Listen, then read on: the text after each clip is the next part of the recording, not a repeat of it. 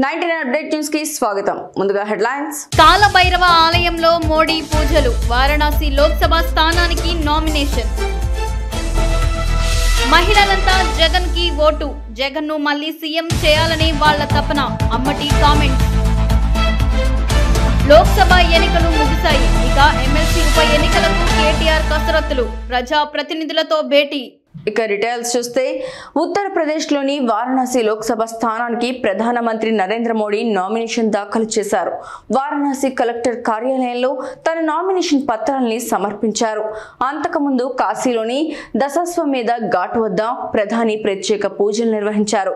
అక్కడే cruise ship లో పర్యటించారు. కాలభైరవ ఆలయంలో పూజల్లో పాల్గొన్న అనంతరం నామినేషన్ దాఖలు చేశారు.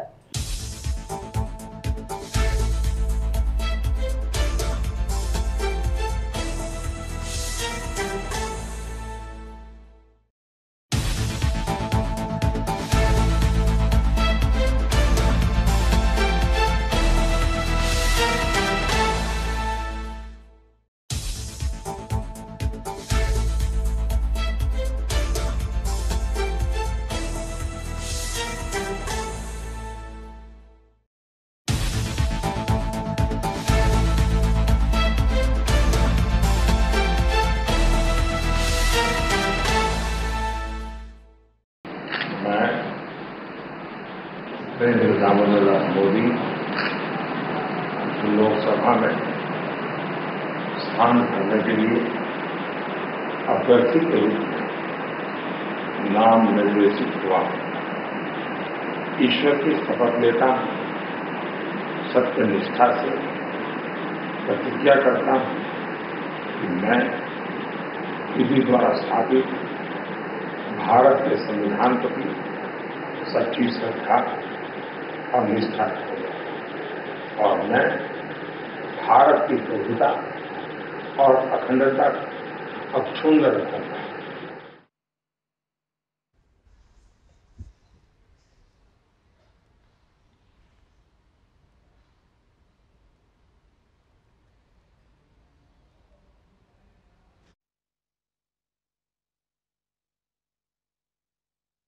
ప్రముఖ సినీ నటి బీజేపీ అభ్యర్థి కంగనా రనౌత్ మండి లోక్సభ నియోజకవర్గం నుండి పోటీ చేయడానికి నామినేషన్ దాఖలు చేశారు.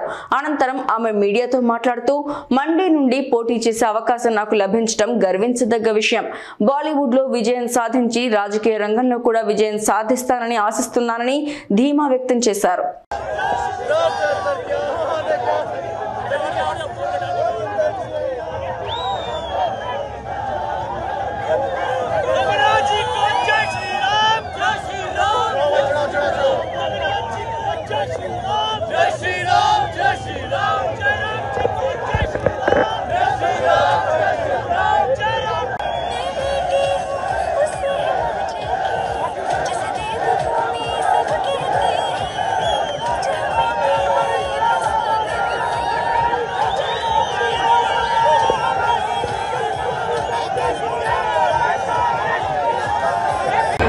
आप देख रहे हैं एक और चुनाव हो रहे हैं।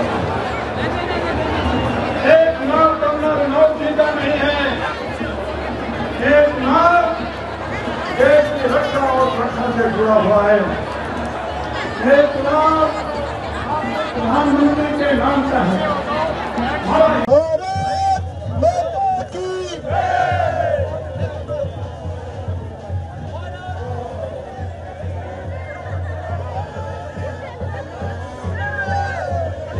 మూడంచెల భద్రతా వలయంలో ఈవీఎంల పరిరక్షణలో ఉన్నాయని కలెక్టర్ ఢిల్లీరావు తెలియజేశారు. 1000 మంది బీఎస్ఎఫ్, సిఐఎస్ఎఫ్ మరియు సిఆర్పీఎఫ్ సిబ్బందితో భద్రత పరచనున్నామని తెలియజేశారు.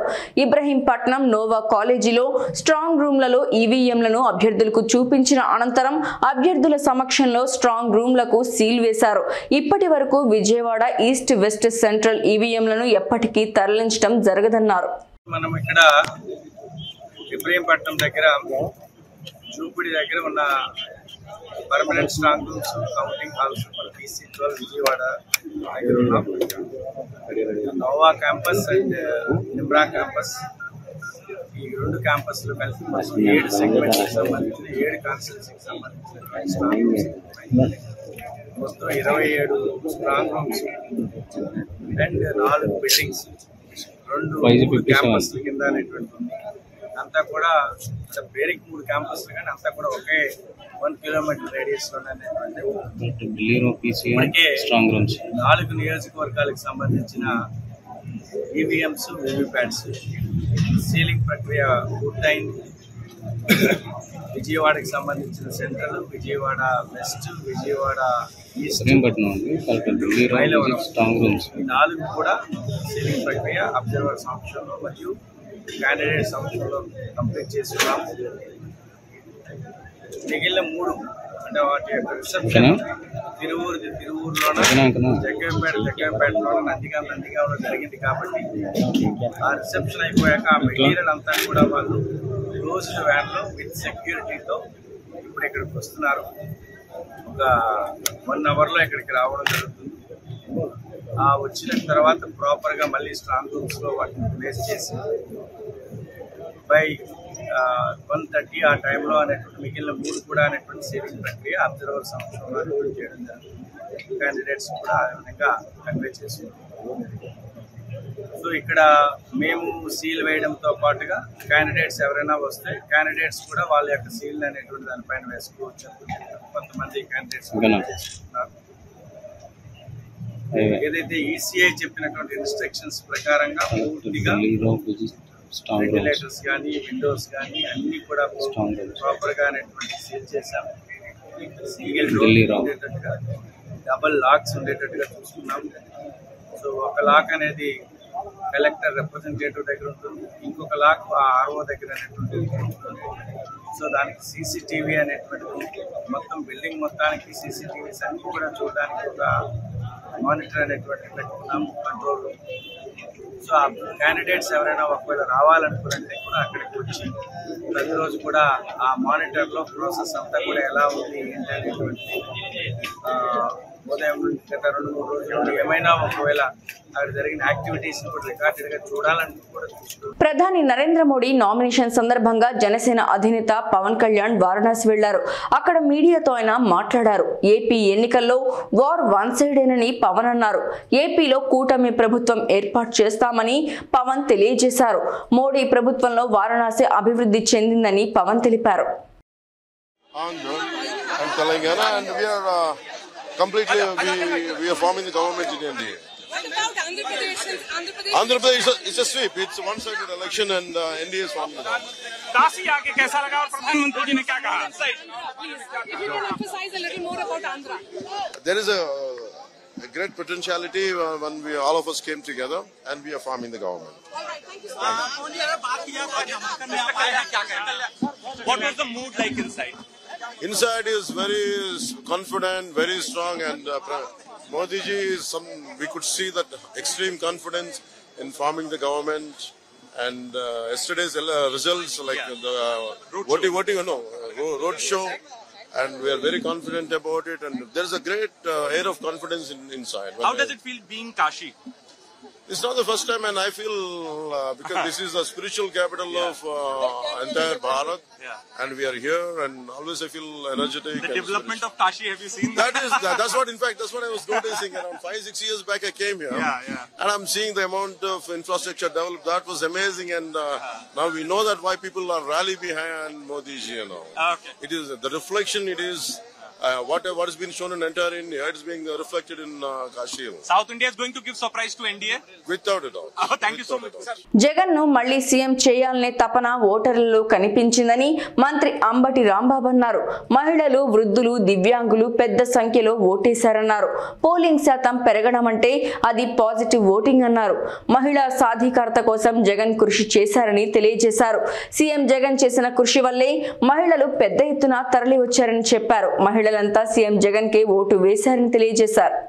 ఓట్లు వేయడానికి వచ్చినటువంటి తీరు చూసినప్పుడు నాకు చాలా ఆశ్చర్యం వేసింది. ఉదయం నేను 7:30-8 గంటలకు వెళ్ళా. అప్పటికే బారులు తీరి ఉన్నారు. నేను అడిగే 8ంటికి వచ్చారమ్మా అని. మేము 5ంటికే వచ్చామండి అని అన్నారు. అంటే 5 గంటలకే మహిళలు, వృద్ధులు వచ్చి లైన్లో నిలబడ్డారు.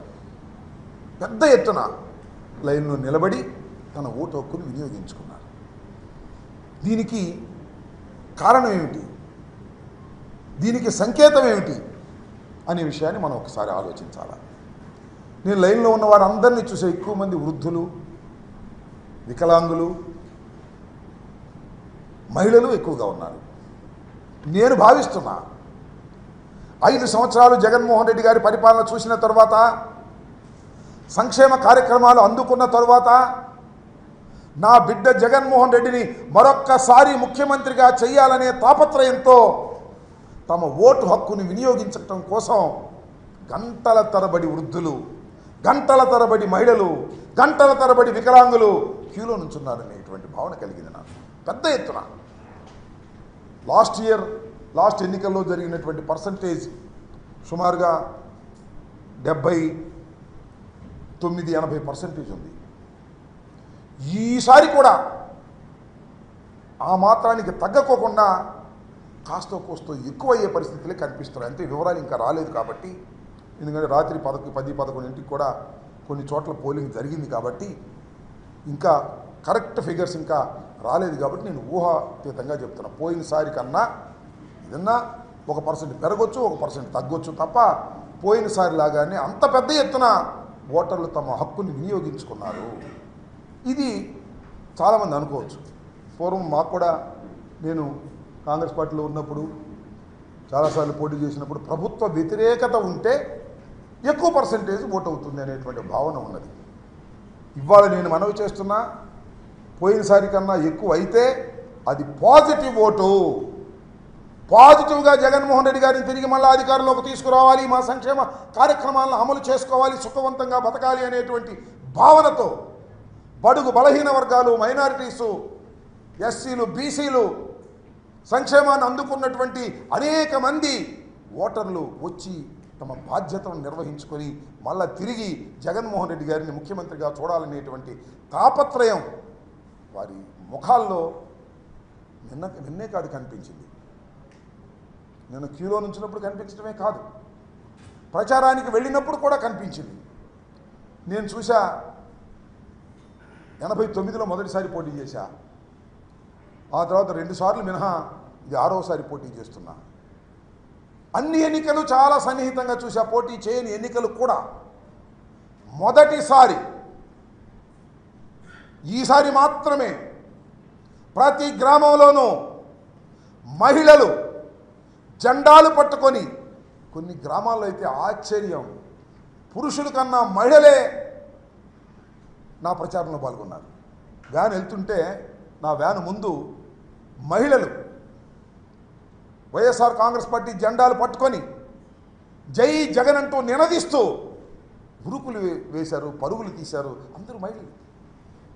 ఇదంతా మహిళల్లో ఉన్న సంకేతం. నేను ఒకటే మనవి చేస్తున్నా, మహిళలు పెద్ద ఎత్తున 70% ఆఫ్ మహిళలు ఏ కులమైనా ఏ మతమైనా జగన్మోహన్ రెడ్డి గారికి ఓటు వేశారని నేను విశ్వసిస్తున్నా.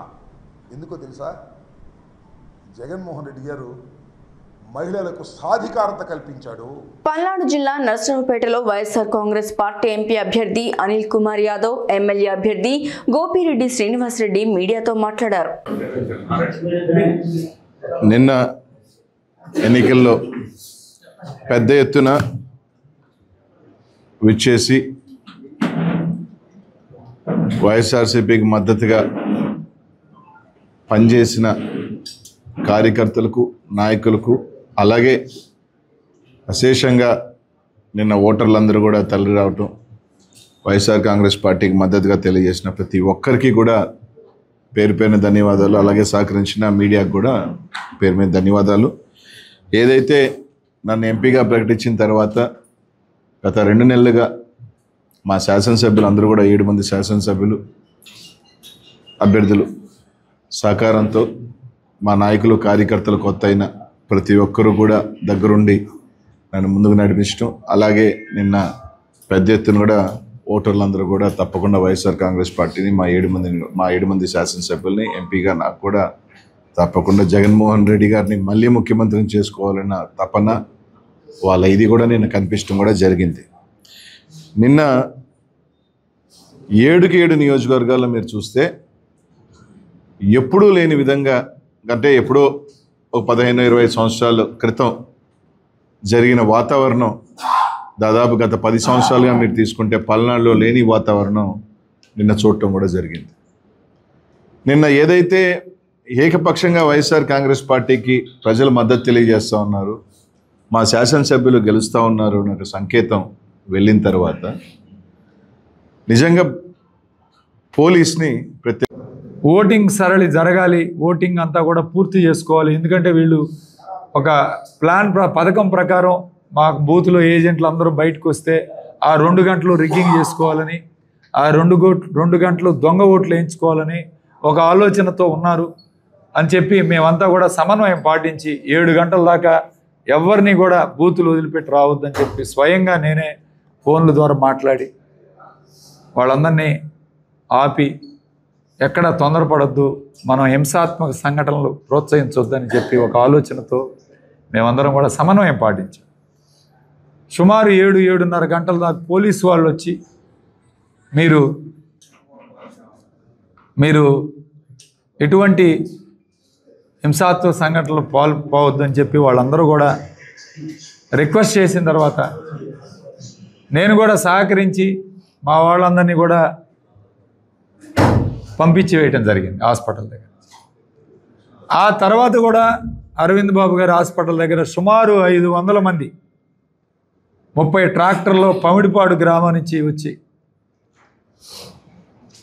అక్కడ ఉండి వాళ్ళు భోజనాలు తీసుకొని 2 ఆటోల్లో నవయోగ బార్ అండ్ రెస్టారెంట్ నుంచి బీర్ బాటిల్ మందు బాటిల్ తెప్పించుకొని మా హాస్పిటల్ మీద దాడి చేయడానికి మళ్ళీ రాత్రి సిద్ధం చేసుకున్నారు. మళ్ళీ మేము మా కార్యకర్తలు, ఎందుకంటే పోలీసు వాళ్ళు మాకు ప్రొటెక్షన్ ఇచ్చే పరిస్థితి లేదు, పోలీసు వాళ్ళు ఎస్పీ గారు ఫోన్ చేసినా ఎత్తలేదు. నర్సరావుపేట పట్టణంలోని స్థానిక 3వ వార్డులోని శ్రీ సెల్మెన్ మెమోరియల్ మున్సిపల్ ప్రైమరీ స్కూల్లో ఎమ్మెల్యే గోపిరెడ్డి శ్రీనివాసరెడ్డి కుటుంబ సభ్యులతో కలిసి ఓటు హక్కు వినియోగించుకున్నారు. గ్రామాలు పట్టణాలు అన్న తేడా లేకుండా పోలింగ్ కేంద్రాలకు బారులు తీరి ఓటు హక్కు వినియోగించుకుంటున్న యువత, మహిళలు, వృద్ధులు, రైతులు పెద్ద సంఖ్యలో ఓటింగ్ కోసం పొద్దున్నే రావడం శుభసూచకమని అన్నారు. ప్రతి ఒక్కరూ ఓటు హక్కు వినియోగించుకోవాలని కోరుతున్న రాష్ట్రంలో ఫ్యాన్ గాలి వీస్తుందనడానికి ఇదే సంకేతం. ఫ్యాన్ ఫుల్ స్పీడ్లో తిరుగుతుంది. వైఎస్ఆర్సీపీ ఎమ్మెల్యే అభ్యర్థి డాక్టర్ గోపిరెడ్డి శ్రీనివాసరెడ్డి గ్రామాలు పట్టణాలు అన్న తేడా లేకుండా పోలింగ్ కేంద్రాలకు బారులు తీరి ఓటు హక్కు వినియోగించుకుంటున్న యువత, మహిళలు, వృద్ధులు, రైతులు పెద్ద సంఖ్యలో ఓటింగ్ కోసం పొద్దున్నే రావడం శుభసూచకం. ప్రతి ఒక్కరు ఓటు హక్కు వినియోగించుకోవాలని కోరుతున్న రాష్ట్రంలో ఫ్యాన్ గాలి వీస్తుందనడానికి ఇదే సంకేతం. ఫ్యాన్ ఫుల్ స్పీడ్లో తిరుగుతుంది. 182 నర్సరావుపేట పట్టణం బూత్ నందు సిల్మాన్ స్కూల్లో ఉన్న బూత్ నందు వేయటం జరిగింది. ప్రతిసారి ఇక్కడే గత రెండు ఎన్నికల్లో కూడా ఇక్కడే ఓటు వేయటం జరిగింది. నర్సరావుపేటలో ఈరోజు ప్రశాంతంగా ఎన్నికలు జరుగుతూ ఉన్నాయి. చాలా సంతోషంగా ఉంది. అటు అధికార యంత్రాంగం, రెవెన్యూ యంత్రం, కలెక్టర్ గారు కానీ, అట్లానే ఆర్ఓ గారు కానీ, అట్లానే పక్క పోలీసు వాళ్ళు కానీ మంచి కఠిన చర్యలు తీసుకుని మంచి బందోబస్తు ఏర్పాటు చేసి ఎక్కడ కూడా ఎటువంటి అవాంఛనీయ సంఘటనలు జరగకుండా అన్ని చర్యలు తీసుకోవడం చాలా సంతోషం. సో జనరల్గా ప్రశాంతంగా ఓటింగ్ జరిగితే అది వైఎస్ఆర్ కాంగ్రెస్ పార్టీకి విజయంగా భావిస్తాం. సో ఈరోజు ముఖ్యంగా మహిళలు, పెద్ద వయసు ఉన్నవాళ్ళు, ముసలి వాళ్ళందరూ ఉదయాన్నే ఈరోజు పోలింగ్ బూతులకు రావడం, వాతావరణం కూడా బాగా ఎండ లేకుండా చల్లగా ఉంటే రాత్రి వర్షం పడటం వలన ఓటర్లు ఉదయాన్నే పోలింగ్ బూతుల దగ్గర బారులు తీరి నిల్చోవడం, అందులో కూడా మహిళలు ముఖ్యంగా ఈరోజు పెన్షన్దారులు కానీ మహిళలు కానీ చాలా ఎక్కువ సంఖ్యలో ఉదయాన్నే బూతుల దగ్గరకు రావడం వైఎస్ఆర్ కాంగ్రెస్ పార్టీకి విజయం చేకూరుతుందని చెప్పి నేను గట్టిగా భావిస్తున్నాను. అట్లానే మాకు ఎటువంటి అనుమానం లేదు, నర్సరావుపేటలో అత్యంత భారీ మెజార్టీతో గెలవబోతున్నాం. ఎటువంటి సందేహం లేదు ఇందులో. ఎందుకంటే 2 మండలాల్లో కూడా, రూరల్ 2 మండలాల్లో కూడా అద్భుతంగా జరుగుతుంది. పోలింగ్ అద్భుతంగా జరుగుతుంది. వైఎస్ఆర్ కాంగ్రెస్ పార్టీ అనుకూలంగా జరుగుతుంది. పట్టణంలో కూడా ఎటువంటి ఇబ్బంది లేదు. ఖచ్చితంగా మెజార్టీ సాధిస్తాం పట్టణంలో కూడా వైఎస్ఆర్ కాంగ్రెస్ పార్టీ. తెలంగాణ వ్యాప్తంగా లోక్సభ ఎన్నికలు ముగిశాయి. ఇక్కడ నల్లగొండ, వరంగల్, ఖమ్మం పట్టభద్రుల ఎమ్మెల్సీ ఉప ఎన్నిక మిగిలింది. ఈ నేపథ్యంలో ఈ 3 ఉమ్మడి జిల్లాల ప్రజా ప్రతినిధులతో కేటీఆర్ భేటీ అయ్యారు. ఎమ్మెల్సీ ఉప ఎన్నిక వ్యూహం, కార్యాచరణపై కేటీఆర్ చర్చించి దిశానిర్దేశం చేశారు. ఈ పార్లమెంట్ ఎన్నికల్లో మా పార్టీ అభ్యర్థుల గెలుపు కోసం, పార్టీ విజయం కోసం అహర్నిశలు కష్టపడ్డ మా గులాబీ సైనికులందరికీ రాష్ట్ర వ్యాప్తంగా, తెలంగాణ వ్యాప్తంగా హృదయపూర్వకంగా వారికి నేను చాలా వినయపూర్వకంగా ప్రణామాలు, ధన్యవాదాలు తెలియజేస్తా ఉన్నా. ఎందుకంటే సామాన్యమైన విషయం కాదు. ఒక పార్టీ 5 నెలల కింద జరిగిన శాసనసభ ఎన్నికల్లో అనుకోని అనూహ్యమైన పద్ధతుల్లో పరాభవం పాలైన, మరి తర్వాత రకరకాల కుట్రలు, కుతంత్రాలు, పార్టీలోంచి నాయకులను తీసుకొని పోవడాలు ఇవన్నీ జరిగినా, కొంతమంది స్వార్థపరులు పార్టీని విడిచిపెట్టి పోయినా, పట్టుదలతో, మొక్కవోని ధైర్యంతో ఇవాళ రాష్ట్ర వ్యాప్తంగా గ్రామ గ్రామాన, ప్రతి పట్టణంలో కూడా, ప్రతి గల్లీలో కూడా అద్భుతంగా పనిచేసిన మా అన్నదమ్ములకు, మా అక్క చెల్లెళ్లకు, బీఆర్ఎస్ పార్టీ కుటుంబ సభ్యులందరికీ హృదయపూర్వకంగా ధన్యవాదాలు. హృదయపూర్వకంగా మళ్ళొక్కసారి వారికి నమస్కారాలు. ఒకవైపు క్షేత్రస్థాయిలో మా నాయకులు, కార్యకర్తలు బలంగా పనిచేయడం, మరొక వైపు సోషల్ మీడియాలో కూడా అంతే స్థాయిలో ఎప్పటికప్పుడు ప్రత్యర్థుల దుష్ప్రచారాలను, ప్రత్యర్థులు చేసే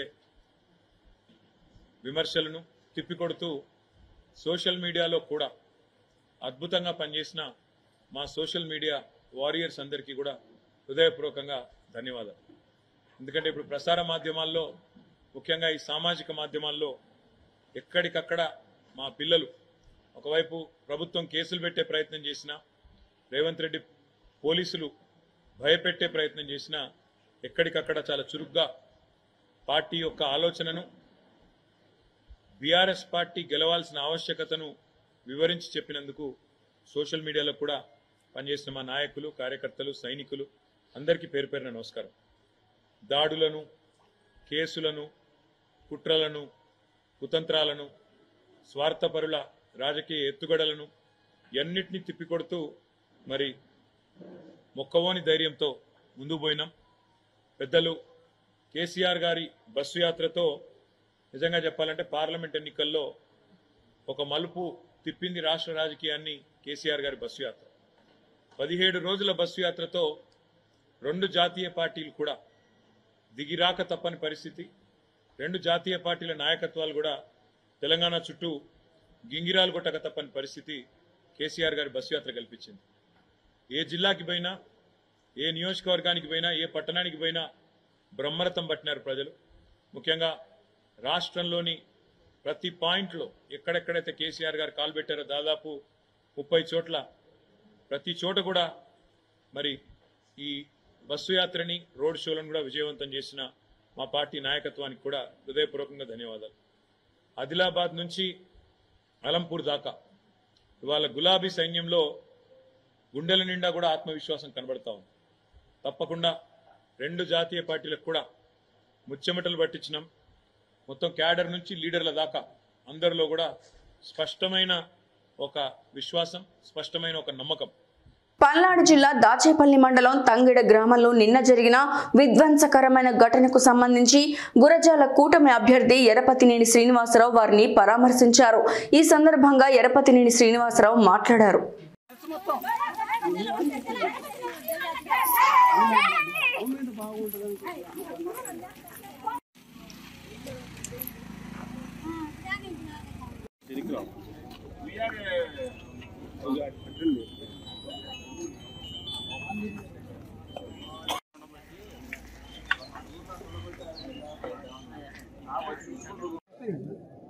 తండా జానీ భాష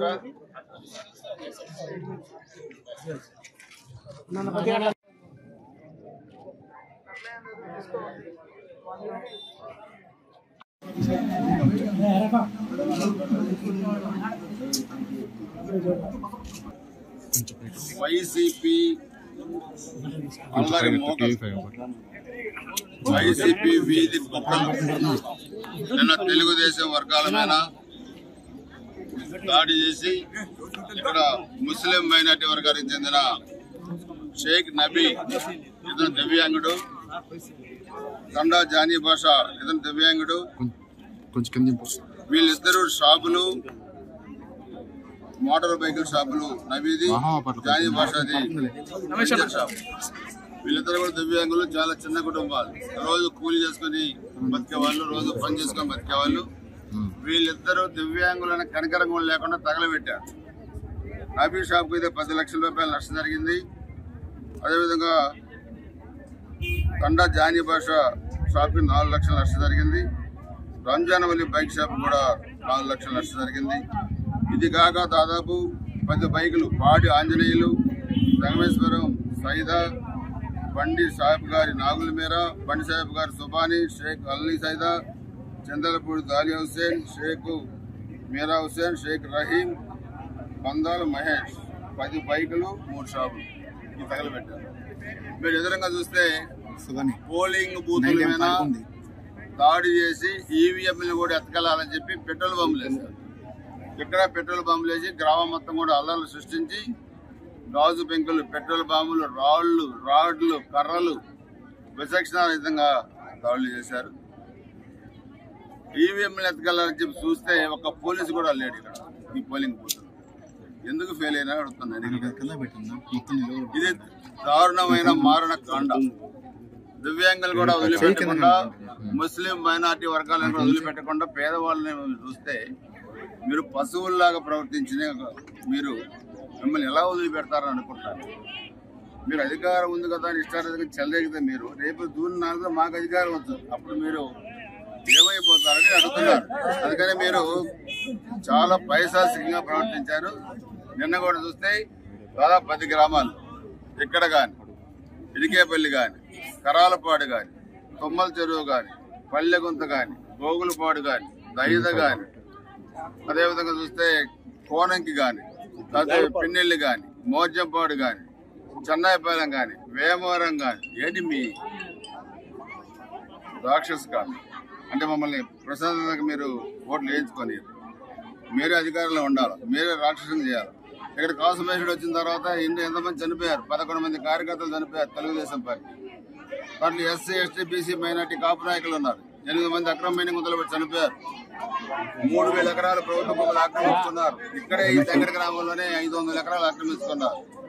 పేకాట క్లబ్బులు పెట్టారు, బియ్యం అమ్ముకున్నారు, గుట్కాలు అమ్ముకున్నారు, మట్టి అమ్ముకున్నారు, ఇసుక అమ్ముకున్నారు, దొంగ నోట్లు తయారు చేశారు. ఒక్కటే కాదు, ఈరోజు తెలంగాణ మధ్య తెచ్చి 1000 కోట్లు సంపాదించి మరలా ఆ డబ్బులు వెళ్తల్ని మేము అధికారంలోకి రావాలా, మేము దాడులు చేస్తాము, మేము దాడులు చేస్తే పడాలి. మీరు తుమ్మలచెరు గ్రామాల్లో కూడా నేను చూస్తే కరాలపాడు గ్రామాల్లో కూడా రిగ్గింగ్ చేయడానికి ప్రయత్నించారు, పోలీసులపై దాడి చేయడానికి ప్రయత్నించారు. అందుకని అందరూ చెప్తున్నాను, ఈరోజు ఈ నబీ షేక్ నబీ షాపు దివ్యాంగుడు నష్టపోయారు. ఇతనికి తెలుగుదేశం పార్టీ తరఫున 1 లక్ష రూపాయలు ఆర్థిక సాయం చేస్తా ఉన్నాం ఇప్పుడే. అదేవిధంగా తండా జారీ పంచర్ షాప్ కి 50,000, రంజాన్ వలి బైక్ షాప్ కి 50,000. ఇది ఈరోజు తక్షణం కూడా ఆర్థిక సాయం చేసి రేపు జూన్ 4 తర్వాత మొత్తం ఎంత నష్టం జరిగిందో అంత నష్టాన్ని ఈ కుక్కల దగ్గర వసూలు చేసి మొత్తం వాళ్ళకి చెల్లించే బాధ్యత శ్రీనివాసరావు తీసుకుంటారని చెప్పి కూడా స్పష్టంగా తెలియజేస్తా ఉన్నాను. మేము పార్టీ పరంగా ఆదుకోవడమే కాకుండా ప్రభుత్వం వచ్చినా కూడా వీళ్ళని తప్పకుండా ఆదుకుంటాం, వీళ్ళకి పునరావాసం కల్పిస్తాం, మళ్ళీ ఆర్థిక సాయం చేసి షాపులు కూడా పెట్టిస్తాం. తెలుగుదేశం పార్టీ నాయకులు కానీ కార్యకర్తలు కానీ ఎటువంటి ఆందోళన చెందాల్సిన పని లేదు. 30 సంవత్సరాలుగా రాజకీయాల్లో ఉన్న నేను ఈ ఎన్నికల్లో 7వసారి అందరి ఆశీస్సుతో పోటీ చేశాను. అదేవిధంగా ఎంపీ శ్రీకృష్ణదేవరాయలు గారు కూడా ఆయన కూడా పోటీ చేశారు. ఇద్దరికి మంచి మెజార్టీ తీసుకురావడానికి అందరూ బాగా పనిచేశారు. ముఖ్యంగా తెలుగుదేశం పార్టీ, జనసేన పార్టీ, భారతీయ జనతా పార్టీలు 3 పార్టీల కూటమిగా నేను అభ్యర్థిగా నిలబడ్డాను. బాగా మా వాళ్ళందరూ కూడా బాగా పనిచేశారు. ముఖ్యంగా జనసేన పార్టీ నాయకులైతే గురజాల నియోజకవర్గంలో వాళ్ళు సొంతంగా ఎన్నికలు నిలబెట్టి ఎలా పనిచేశారు. అలా అరమరికలు లేకుండా పనిచేశారు. నేను వాళ్ళందరికీ కూడా వేడిపోయిన మనస్ఫూర్తిగా అభినందనలు తెలియజేస్తున్నాను. తప్పకుండా మేము అధికారానికి వస్తాం. ఈ 3 పార్టీల కలయికతోని నియోజకవర్గంలో అభివృద్ధి కార్యక్రమాలు చేస్తాం. కష్టపడ్డ ప్రతి కార్యకర్తని గుర్తుపెట్టుకుంటాం. నేను డెవలప్మెంట్ వెళ్ళాం, నేను కానీ చంద్రబాబు నాయుడు గారు కానీ వీళ్ళ అరాచకాలు మాత్రం శుద్ధిమించిన అరాచకాలకి అడ్డుకట్ట వేస్తాం. జూన్ 4 తర్వాత ఎర్రబదని శ్రీనివాసరావు మార్పు రాజకీయం చూస్తారు. గుజరాత్ నియోజకవర్గంలో బాధిత కుటుంబాలకి పూర్తిగా భరోసా ఇస్తున్నాం, ఆదుకుంటాం. ఎక్కడ కూడా మానసికంగా ఇబ్బంది పడాల్సిన పని లేదు. వార్తలు ముగించే ముందు హెడ్లైన్స్ మరోసారి. కాలభైరవ ఆలయంలో మోడీ పూజలు, వారణాసి లోక్సభ స్థానానికి నామినేషన్. మహిళలంతా జగన్ కి ఓటు, జగన్ ను మళ్లీ సీఎం చేయాలని వాళ్ల తపన, అమ్మటి కామెంట్స్. లోక్సభ ఎన్నికలు ముగిశాయి, ఇక ఎమ్మెల్సీ ఉప ఎన్నికలకు కేటీఆర్ కసరత్తులు, ప్రజా ప్రతినిధులతో భేటీ. 19 అప్డేట్ న్యూస్ ఇంతటితో సమాప్తం. తిరిగి రేపటి బులెటిన్లో మళ్ళీ కలుసుకుందాం. అంతవరకు సెలవు, నమస్కారం.